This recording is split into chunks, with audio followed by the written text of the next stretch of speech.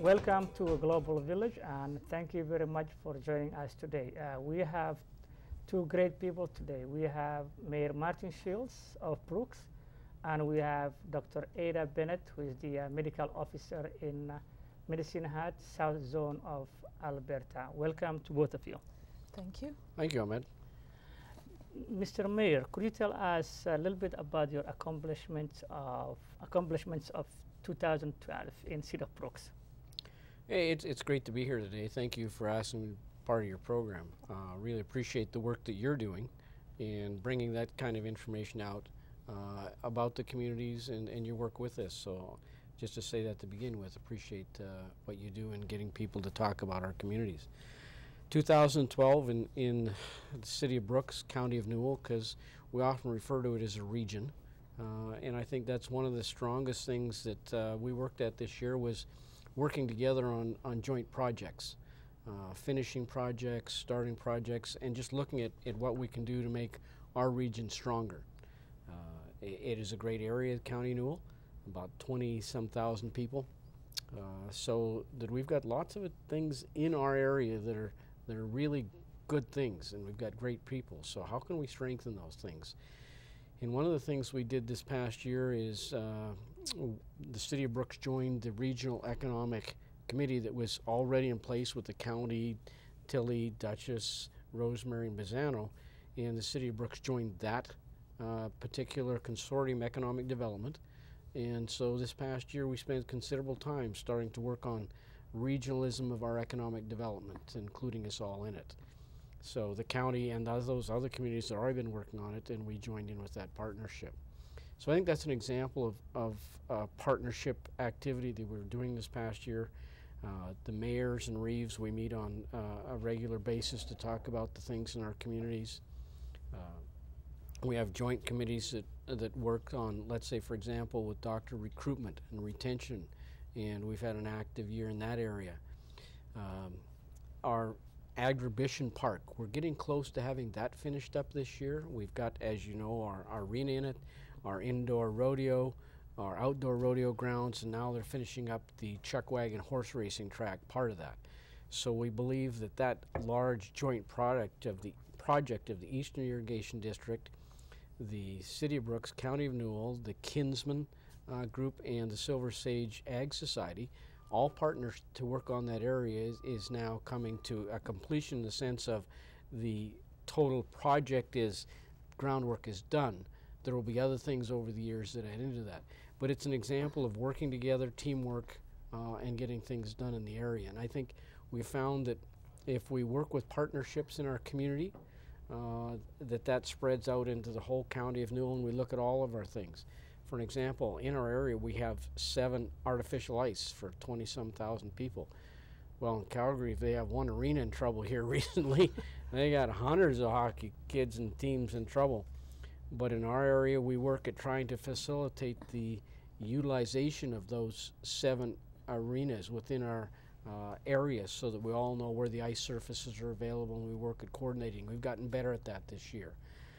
We have an outdoor swimming pool, new one in Bazzano, which is a great facility, and then we have the one that exists in Brooks. Now we're working with how do we train the lifeguards for both facilities, work together, share expertise. We've been talking about that in the past few months. So there's many facets of coordination and cooperation that can happen, and it only makes our area better and, we believe, more sustainable.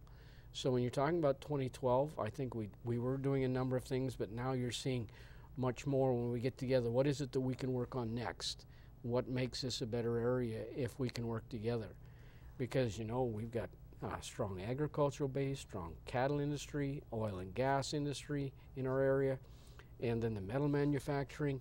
But more and more people are finding out about the others and how they can work together to support each other in the region. Thank you, Mr. Mayor, and thank you very much also because today is our first anniversary of the Global TV show, and you were together with our MP Lavar Payne. You were here at the opening of the program last year together with Norm Bushaw. So thank you for joining us again, the first anniversary. Dr. Ada, being as doctor in South Zone, what is the benefit of the flu shots, especially some of the people might not like to take flu shots. So what are the benefits and what are the negative rumors that is not true? First of all, I want to say congratulations on the show. Thank you very much. It's a very valuable resource to the community, and I hope it shall continue evermore. Well, about the flu shot, first thing I'll say is that it's available and it's free. You need a flu shot, you will get one within a couple of days. And why do we need to have flu shots? The reason is simple. The flu vaccine does make a difference between whether you get the influenza or not. It's very, very protective against the types of flu that we get around this season, particularly in younger people. In older people, because their immune system is beginning to sort of get a bit weak, we're talking really, really older people. Sometimes the protection might not be 100%, but what's been shown is that even if they do get the flu, it's much, much milder. And the people will tell you themselves, the year I had the vaccine, I had flu, but it was so much milder than the year I didn't. And for young people, we're talking about almost 100% protection. We've hardly had any case of somebody who had the flu vaccine, became ill with something, and tested positive for flu. It's really very effective. So there are all sorts of things people talk about, you know, it overwhelms the immune system. No, vaccines are safe. Yes, I mean, with the flu vaccine, like in any other thing, if somebody puts a needle in your arm, it will hurt a bit. Come on, let's face facts, it will. Yeah. So you can't get around that. But if you put that against the suffering you're going to have for 1 week of sitting around feeling miserable to the 5 minutes of the hurt and pain, and sometimes you might feel a little bit of ache afterwards, Tylenol usually clears it. Another thing that people say is that the flu vaccine caused my illness. And because what happens is somebody might have the flu vaccine and a couple of days later they are coughing or something. There are two things here. The flu vaccine needs 2 weeks to work. So if I take it today, Wednesday, that means I'm not protected on Friday. I'm going to be protected 2 Wednesdays away. So if I get the flu influenza on Friday, it's not that the flu vaccine has failed. It's because it's not yet 2 weeks. Your body needs to, you know, get into the flow and take it on. Secondly, there are so many other things. A lot of people, they say, oh, I've got the flu. It's the common cold, you know. So you might test for the common cold. It's not necessarily the flu as in influenza. So there is that thing. So if you become ill within 2 weeks of the flu vaccine, it doesn't mean the flu vaccine has failed. It just means that we were a bit late catching on. And maybe that's why you should have your vaccine in October, not in January, when your next door neighbor is ill.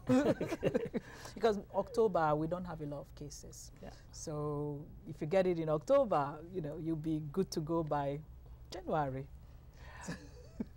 Thank you, doctor. But also the new Canadians who have never experienced any flu shots back home and coming to this society, flu shots is something new to them. Yes. So how best you think can be educated so they will be able also to catch up with this flu shot system every year? One thing about the way the flu vaccine is run is that you don't need to have a family doctor to get it. You just need to live here, turn up at a clinic and get it. It's free, so no one is going to ask any awkward questions about, you know, are you entitled to this or not entitled to that, and all those awkward questions. All you have to do is turn up to a public health clinic. You know, if it's a walk-in clinic, you just turn up. If it's a phone and book, just phone and book. I am so and so, I want the flu vaccine. No awkward questions asked. You just go with the system. No one wants to know whether you have a doctor or not, you know, you're refused refugee or not. That's not part of the flu exercise. So you go get, and that's all. That's it. Do we still have it? Absolutely. So they can still go get them? They are still there. And what we've done is we've put the nurses on a kind of sliding scale of work. So if on days when more people call, we just increase the clinics. Yeah. And that's what we've been doing. So the nurses are on red alert. There's somebody at the back of the phone counting how many calls we're getting. And so every day, the clinics are increasing and decreasing. Thank you very much, Doctor. Mr. Mayor, as a Brooks being called the UN headquarters for all ethnic groups, including mainstream, I think Brooks, New York, County of New York could be a place where other provinces, other cities might be able to come and see how Brooks is and County of New York. But we still have room for improvement, especially those mainstream Canadians who feel that the newcomers or new Canadians are taking their culture, or they're losing their culture as a mainstream Canadian. And then you have some of the new Canadians who might feel that they are entitled more. And mainstream says, you know what, my great-great-grandfather never entitled anything when they came to the West. So how can you reconcile those two great ideas, in your own opinion? Well, you've asked such a small question. Can answer it in 30 seconds or less, but it's a good question.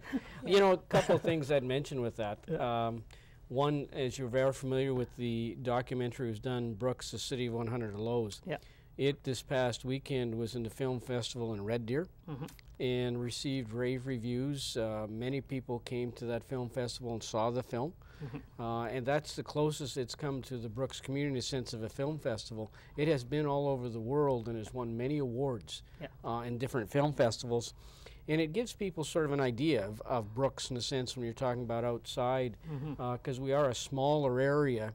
If you went to Calgary, sure, there's many more people from larger populations of ethnicity in Calgary, but Brooks is smaller, so it becomes more focused. So that documentary is a good one, so people get a chance to see that.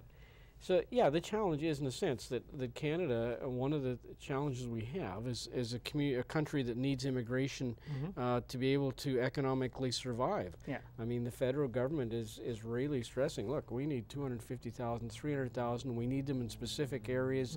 The population growth rate within the country is declining. The leading economic indicators are there, the economists all tell it's going down. If we don't have immigration, we don't have a labor force. If we don't have a labor force, we don't have industries. So the only way to make the difference up between the natural growth of people who are born here and the jobs that are available is immigration. And Alberta is the prime example of that in Canada. I mean, we have many, many jobs sitting vacant in this province because there just isn't manpower. And Brooks is a small microcosm of that, that unless we have immigration come into our community, those jobs will go away. And that's not sustainable. If there's jobs that are there, you want those jobs filled. If there's not enough people within Canada to work in those, they've got to come from somewhere else. But there's still those mainstream who feel they should be live this way they are at now. They don't want to open up to the 21st century. So also we should consider their what are their under cause of this, and reconcile maybe education-wise or maybe awareness-wise that not all immigrants looking for freebies, not all immigrants are looking handouts. Canada was built by immigrants. But if you look from the other side, yes, there are certain people who might not maybe want to look for something for free in any ethnic group. Right. So how you reconcile the cowboy mentality of my great-great-grandfather came and never entitled anything? Well, that's a good question. You were familiar with the Expo program that we did in the community, and the Expo committee has been reformed again. And one of the things that we did here this past fall was Taste of Nations. And we had 10 different countries bring in their food to share. And when we organized that, we had no idea how many people would show up, whether anybody would come. But we got the 10 ethnic groups to bring their food.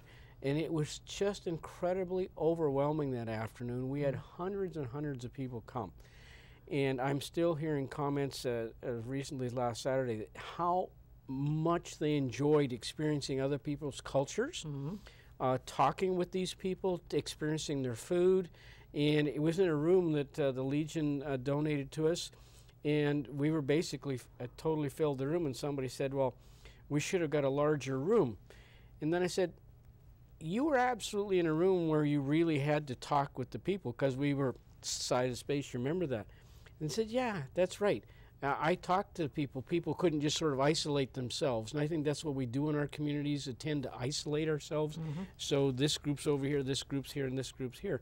But that was an example where people were all in the same room, and it was full, and you basically had to bump into each other to get around. Well, that took away that fear of space in the sense, well, I can't be too close. They're somebody different. They're speaking a different language. We were all speaking the same language. It was food. There you go. And the sharing that went on, where people learning from each other about their cultures, about their food, and hey, these are all people in Brooks working hard. They found about what they did. They found out more about each other, and that's the kind of thing that starts to break down those barriers. Thank you very much. And also we have obligation also to encourage the newcomers, new Canadians to learn the custom or culture, the place they come, and the language. Because if you don't know the language and culture of the place that you come, then you will be disadvantaged. So you have obligation to learn without leaving your culture, but learn the culture of the people that you come to. Absolutely. And I think, you know, we're fortunate enough to about 2 years ago starting to have the citizenship courts in Brooks. So people could see within our own community, these people are working hard to get their citizenship. They want to become part of Canada. They want to say, yes, we salute the flag of Canada. We can sing the national anthem. We want to work here and be part of this country. So I think that's another thing where people in our community can say, hey, these people really want to be part of our community. And of those people being here, you want to become a Canadian citizen. This is what we expect that you would want to do by living here. You're adopting another country, understand that. You came from somewhere else, understand that. Your family may be somewhere else, understand that. But you're here. So adopting the Canadian citizenship and working for it and the traditions that go with that, absolutely. Thank you very much, Mr. Mayor. Yes, I just had a couple of things to add to this. And one is the concept of culture, because I've been a minority population in several different countries. And one thing that comes across is, not saying that immigrants, you know, don't want to mix or something, but you often find when somebody left a particular country, let's say 20 years ago, you have a vision of, you know, this is how we do things here. Yeah. So you haven't been there for a long time. It's evolved. That country is evolving, just like your new place is evolving. So some things, it's often a shock when you go back to where you were born or something and you go, oh gosh, they are now pretty similar to the place I live in.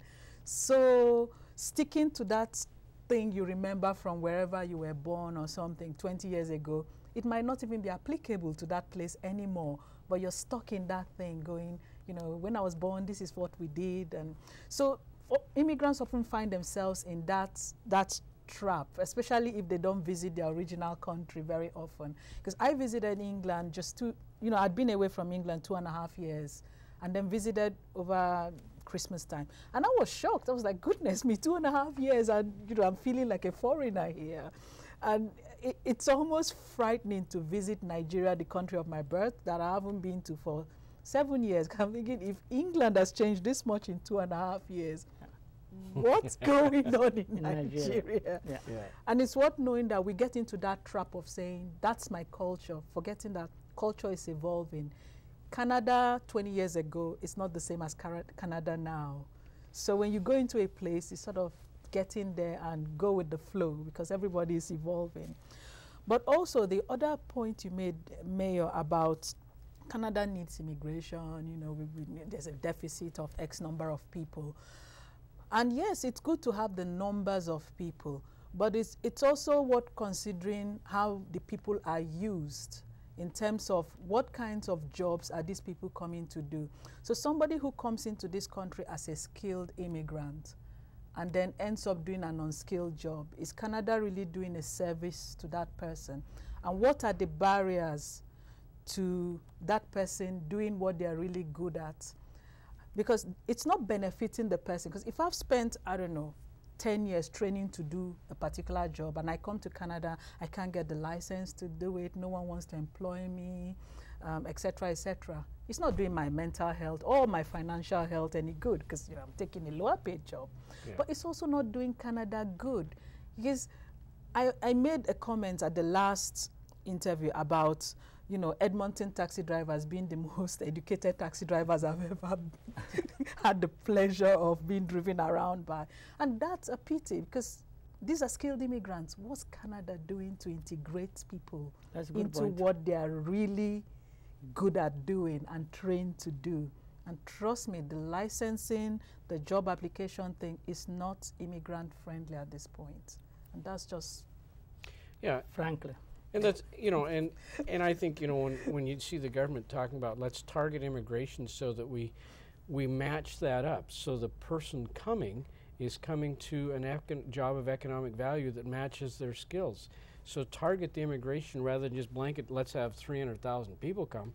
What do we need so that the people that come match that up so it makes sense? Yes. So that's the last thing you want to do, is see a skilled person driving a taxi driver, right? So let's match that up. And I think that's what you hear the government doing. The other piece that you mentioned, and I think is real critical, is the language. Yes. And I think your experience that you related to me about how you learned a foreign language is a piece that, for economic value, the language is so critical. Mm-hmm. And so to get the most economic value from people, you want them to be able to speak the language in the country. And I think that is a critical piece. Absolutely, absolutely. And, immigrants, some have views about that, but I feel that the most critical thing an immigrant can do is to really learn that language. Even if you decide never to eat the local food or never to, that's fine. But if you can't speak the language, you just cannot blend in the same way. Yeah. Even minus the jobs. How do you get around the shops? Yep. Yeah. Excellent. And that's very critical also for the growth of the nation. Yes. Communication is vital, especially for the economic cycle. Yes. And for the individual, because that's the only way you can communicate people. Yes. That is the important. How are you going to help someone prevent, for example, obesity? Okay. In a brief, Obesity is one of those things where it's increasing in every affluent country in the world at astonishing rates. And there's a correlation between once the economic standards of a country start to move in a positive way, people just get bigger. So it's one of those things that it's just happening. There are two main things, drivers of it. We can, the physical drivers of it. So people are eating more than they need, and people are exercising less than they need. Okay. Now, what's driving those two things are different. So you talk, why does someone eat more than they need? Are they feeling good about themselves? Are they depressed? Is the food a little bit too available? Because sometimes I go to restaurants and, I ask for a portion and they give me something that looks like, 3 football players could eat it. And I'm thinking, seriously, why are you doing this? And sometimes I actually ask for the child portion, and they look at me like, why? I said, because I know you guys, you're going to bring this enormous, frightening plate of stuff. and so portion sizes we're talking, because we're human beings. We're a bit like bears. We like sweet things. That's the way we are. So if you put something that tastes good cooked in butter, the instinct is, I need to clear my plate. Bad instinct. And I'm guilty of it too. Yeah. But also the whole physical exercise. Everything is convenient now. Because I was making a joke to my husband. I said, when I was growing up, we bought a washing machine. Oh, big thing, washing machine. And I said, when I was growing up, we did everything by hand, And then thinking back, how much energy it took to wash those clothes. Goodness, that was my day's exercise done. Yeah. But now the maximum energy is to get them from bedroom to washing machine, shove, press button. So we have all these things. Availability. We have all these aids, which are nice, but they're taking away those opportunities that we would have had to really exercise our body. And so if we know that, listen, I have fewer opportunities to exercise, then there has to be a correlation with food, which means if I'm exercising less, I need to eat less. But the human beings eat more, less exercise. So that's the message that in public health we're constantly trying to tell people, that the minute you buy that washing machine, then you need to either eat less or find some other means of exercise. Okay. Thank you very much, Doctor. Your person of the year of 2012. Okay. My person of the year is Michelle Obama. The reason for that is she's not a politician, and she doesn't hold any political power of any type. But I feel that behind that husband of hers, Barack Obama, so he's assumed to be the head of the family, behind a lot of organized men who can come out of adversity and decide, I think I can be president of the USA, there has to be a support system. Behind. Okay. And it's that support system that yes. I'm talking about. And I see her as the support system that's helped this man get to where he is. And that's why I think she's somebody to commend. Not Barack who got there, but the lady that will make him. That is a great, Doctor, your person of the year. Well, it's just a little different. And, you know, and maybe from the view that I see this, we have in our community a group of people who 24/7 are volunteers, yet they will put their lives on the line yes. for anything in our community. And that's our volunteer firemen. Yep. And these are people that they train on their own time. They all have other jobs, but they're willing to risk their life and limb 24/7. In our community, we had 3 incidents on Christmas Eve that these people come out for. It's the volunteer firemen that I really, you know, they're my heroes. Thank you very much. We could not agree more than that. They are great to our community, and they are very much volunteers in our community. And thank you very much, Doctor, for coming to the Global Village Show today. And great to have you, and we hope to have you next in the future. thank you. Thank you, Mr. Mayor. As pleasure and as always. Thank you, sir. Thank you very much for watching the Global Village today. This is the end of Global Village. This is your host, I'm Tasim, and I hope you will join us next time. Until then, God bless you all.